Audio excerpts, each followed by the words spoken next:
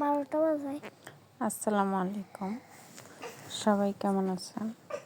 আশা করছি আল্লাহর রহমতে সবাই ভালো আছেন। আমিও ভালো আছি অনেক। আজকে সকাল সকাল চলে আসলাম একটা নাস্তা নিয়ে। আজকে সকালে রুটি বেলার সময় নেই, তো এই জন্য আজকে খোলা জালি পিঠা বানাচ্ছি, যেটা চটপট হয়ে যায়, বেশি সময় লাগে না, তাই এটা বানাচ্ছি। দেখুন, খেতেও দারুণ হয়। পিঠাটা ভর্তা দিয়ে খাইলে অনেক মজা লাগে, কিন্তু বাচ্চা তো ভর্তা দিয়ে খেতে পারবে না, তাই দুধ চা বানিয়ে দিব, বাচ্চারা খাবে। পিঠাটা কার বাড়িতে, মানে কোন গ্রামে কি পিঠা বলে সবাই কমেন্ট করে বলবেন।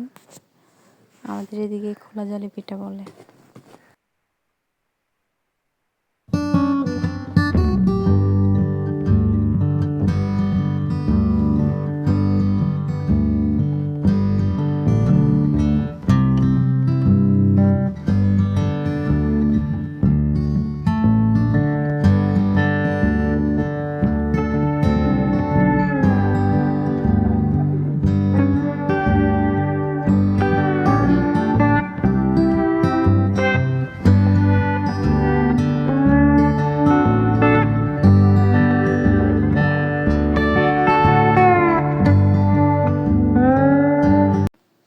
চলে আসলাম দুপুরের বাজার নিয়ে।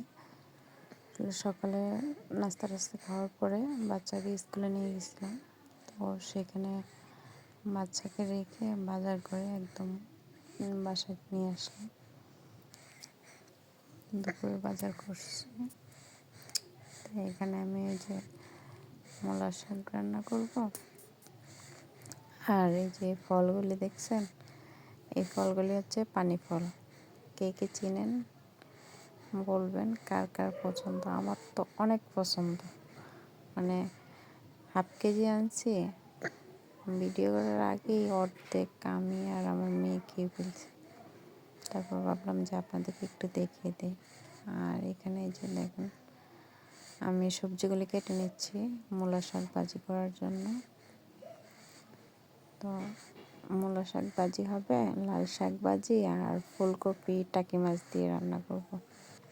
এখানে আমি যদি এই কাটাকাটিটি আপনাদেরকে দেখাই তাহলে ভিডিওটি অনেক বড় হয়ে যাবে, তাই আমি কাটাকাটিটি অফ ক্যামেরাতে করে নিব, তারপরে আবার ফিরে আসবো রান্নাতে। আসলে বড় হয়ে গেলে তো দেখে কোনো নেই, তাই এখন এই যে দেখুন, মূলা শাকটা রান্না করার জন্য চুলায় দিয়ে দিলাম, ভাজি করব। তো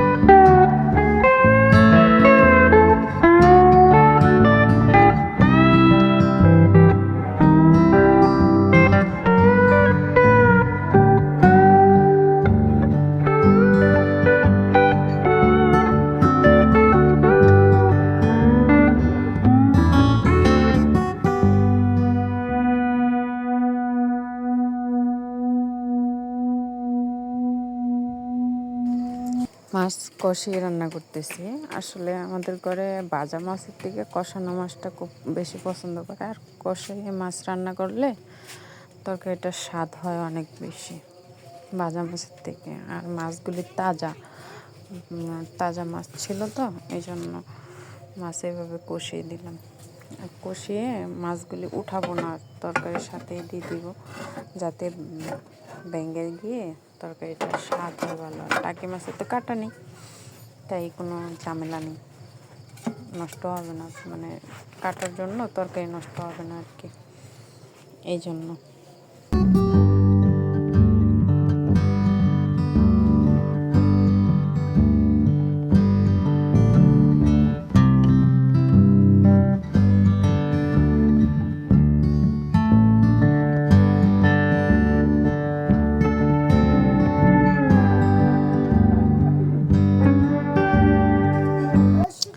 অনেক দ্রুত রান্না শেষ করতেছি, কারণ অনেক লেট হয়ে গেছে রান্না করতে, আজকে অনেক দেরি হয়ে গেছে যেহেতু বাজারে গিয়েছিলাম। আর এদিকে আমি আমার বাবুর জন্য একটু খিচুড়ি রান্না করব সবজি দিয়ে, এই জন্য সবজি আগে এটা রান্না রেডি করে নিলাম। তারপরে তরকারিটা হয়ে গেল, তো খিচুড়িটা বসিয়ে দিলাম, গরম চুলাতে থাকবে, এমনিতেই হয়ে যাবে কয়লার আগুনে।